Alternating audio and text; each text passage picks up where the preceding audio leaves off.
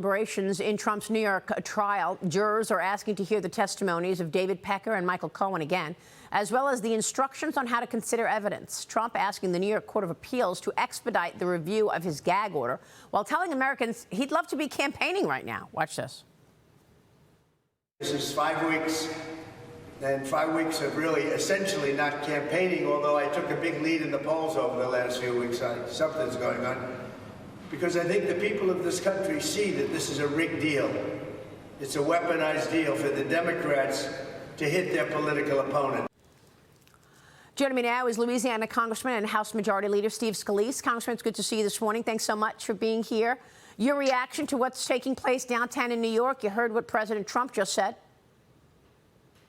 Yeah, good morning. Great to be with you, Maria. And what's happening in New York is it's an embarrassment to the judicial system. The fact that you've got a judge so heavily conflicted, his daughter's making millions of dollars off of this trial. You've got the Democrat Party literally with President Biden's campaign, rolling out an old washed up actor, Robert De Niro, to try to intimidate the jury into getting a guilty verdict, regardless of the facts. They never presented any facts. And yet they don't care. They really don't. And it's doing tremendous damage to the state of New York. Is there any surprise, Maria, that New York is the state that's seeing the most exiting of people leaving their state to go to other places? I think people are watching this abuse of the judicial system, lawfare, whatever you want to call it, weaponization of government. It's all there on display before the public's eyes. People see it. And I think most people in America are disgusted by it, whatever they think of President Trump. And I think a lot of people that maybe weren't going to vote for President Trump are looking and saying, wait a minute, I need to give this guy a second look because I don't like what the Democrat Party is doing, from the President of the United States to Democrat DAs who ran on a platform not of putting criminals away, but of just going to find something on Donald Trump. And even if you don't find it, you saw the instructions the judge gave to the jury. Basically, you don't have to be unanimous. Just anything you want to do, just find a way to put this guy away because we don't like him. That's what the Democrat Party is doing in Washington. And I think there are a lot of Democrats across the country that don't agree with this and are going to be voting for Donald Trump. It's why you saw so much support for Trump when he went to speak in the Bronx, when he went to the Jersey Shore. This is real, what's going on out there in real America. And then you've got the Democrat Party's America, which is very different. Mm-hmm. Well, I mean, what is this going to mean for the election? I mean, we could see a conviction. We don't know where this is going. Could be a hung jury, could be a conviction. But what do you think in terms of the impact on the election 5 months away? I think most people have already factored this in, and you can see the polling. Every big bombshell, gee whiz, Cohen's going to give some great testimony. Well, Cohen will say whatever he wants to. You see the guy's a serial liar. He's a convicted perjurer.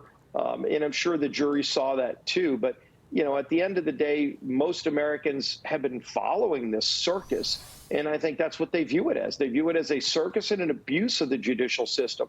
So whatever verdict comes out, they know it's so skewed that it's not reflective of what's really happening in America. What they're furious about are what you just showed up on that last segment, the prices that they're paying for everything. They cannot go to a fast food store anymore because of Joe Biden's America. We've got millions of people that have come across our border, including people from countries that want to do us harm, people on the terrorist watch list, people that are murdering our own citizens in every community in America. That's what Joe Biden has gotten us, and Donald Trump will fix those problems, and people know that. Well, let's talk. And people, I think, are hungry for real leadership. Let's talk policy for a second, because a top Israeli official is predicting that the war against Hamas could go on for at least another 7 months, and that targeting Rafah is, quote, not pointless, he said. White House National Security Communications Advisor John Kirby is still talking about what Israel should do and shouldn't do, but he said Israel has not crossed a red line. Watch this. There is a fresh proposal that's being worked, and I can tell you that the Israelis are fully supportive of this fresh proposal, and as before have been willing to deal in good faith on this. We still have not seen a major ground operation in Rafah in the manner I described it as yesterday, which large amounts, thousands and thousands of troops moving in a coordinated fashion against, maneuvering against a variety of targets on the ground in a very aggressive way. What do you think, Congressman? I mean, the White House is promising to reconstruct the failed Gaza pier in order to get more humanitarian aid into the region. Part of the $320 million project broke off and floated away on Tuesday. Your reaction to the status of affairs in Gaza and Hamas? Yeah, and first of all, the only reaction from the United States should be to support our friend and ally Israel, who has been under attack since October 7th. There is a war going on, and Hamas, a terrorist organization, is the group that declared that war, that went in and brutally murdered Israelis and Americans, by the way. There are still hostages that are both American, Jewish, Israelis. Why isn't the United States being more unequivocal in their support of Israel? And I think that's what people are frustrated by. The pier was yet another debacle brought to you by the people that brought you the Afghan withdrawal. You know, we've got to get a realignment and some real accountability in our military. When major mistakes are made, there is absolutely no accountability. And they just continue to just kind of give this soft support to our allies. You saw what's happening in Ukraine, where Joe Biden put limitations on the missiles that were given to Ukraine, saying, well, you just can't shoot into Russian territory where all the Russian troops are. Yeah. Well, that means that's just going to drag that conflict out even longer instead of trying to end this thing sooner. Joe Biden wants a long, elongated war, and frankly, more loss of life amongst Ukraine soldiers with the limitations Joe Biden put on. When he did this in Israel, you've seen the same things where he's telling them, don't go into Rafah. Well, that's where Hamas is. Right. These are the people that are trying to kill Jews and others in Israel. And that's Israel's got to defend their country. And our only statement should be that we support our ally. And, you know, the pier, $300+ million of money thrown in the trash can. Yeah. Over half the aid was stolen by Hamas. I got to get to the work in the House, because House Republicans are planning an aggressive government funding strategy for fiscal year 2025. You're aiming to mark up 12 spending bills before the August recess. The Appropriations Committee already approving legislation to fund military, construction, Veterans Affairs, and related agencies last week. But House Minority Leader Hakeem Jeffries is coming after you, saying that he's coming after the GOP spending plan. Watch this. The extreme MAGA Republican majority has unnecessarily decided to engage in political stunts and gamesmanship